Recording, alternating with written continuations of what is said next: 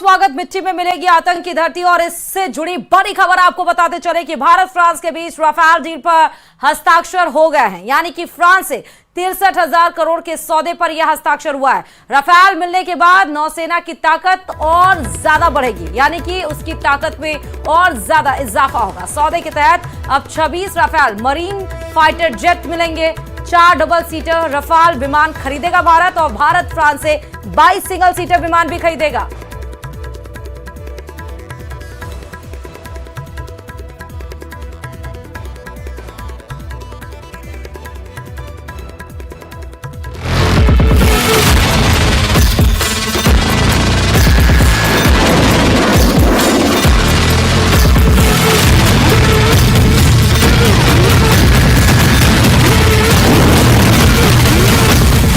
भारत आ रहा है समंदर का बाज।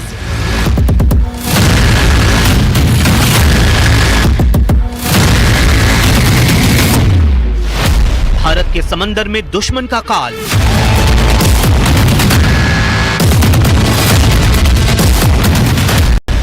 समंदर में टारगेट सेट, 52,000 फीट से अटैक।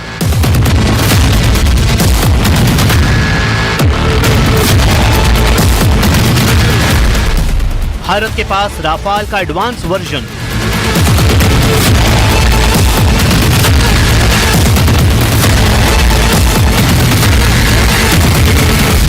अब समंदर में गरजेगा राफेल एम।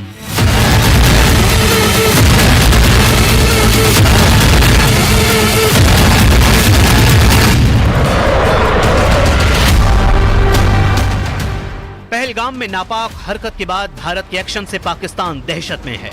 एयर स्ट्राइक और सर्जिकल स्ट्राइक के बाद अब हिंदुस्तान के दुश्मन भारत के नए बाज से कांप रहे हैं। भारत अपने भरोसेमंद साथी फ्रांस से राफेल एम लेने जा रहा है। भारत को जल्द फ्रांस से 26 राफेल एम मिलने जा रहे हैं। भारत के दुश्मनों में सबसे ज्यादा दहशत इस बात से है कि भारत राफेल मरीन के विमानों की तैनाती अपने ताकतवर युद्धपोत में से एक INS विक्रांत पर करने जा रहा है। लड़ाकू विमान बनाने वाली कंपनी दसॉ एविएशन ने इन फाइटर जेट्स में भारत की जरूरत के हिसाब से कई बदलाव किए हैं। इनमें एंटी शिप स्ट्राइक, न्यूक्लियर हथियार लॉन्च करने की क्षमता और 10 घंटे तक फ्लाइट रिकॉर्ड करने जैसे फीचर शामिल हैं।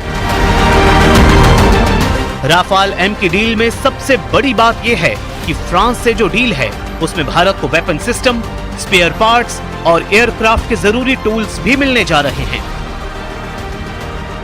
50.1 फीट लंबे और 15,000 किलो वजनी दुश्मन के इस काल यानी राफेल एम में शक्तिशाली एंटी शिप मिसाइलें लगाई जा सकती हैं, जो हवा से हवा और हवा से जमीन पर मार करने में सक्षम हैं। ये फाइटर जेट पनडुब्बियां खोजकर ध्वस्त करने वाले विशेष राडार से लैस है। खास बात यह है कि राफेल एम में बीच हवा में ही रिफ्यूलिंग की जा सकती है। फ्यूल कैपेसिटी की बात करें तो इसमें 11,202 किलोग्राम फ्यूल भरा जा सकता है, जिससे ये ज्यादा देर तक हवा में रह सकता है। ये सिंगल और डबल सीटर विमान 52,000 फीट की ऊंचाई तक जा सकता है। इसकी 2,205 किलोमीटर प्रति घंटा की रफ्तार ने दुश्मन की रातों की नींद उड़ा दी है।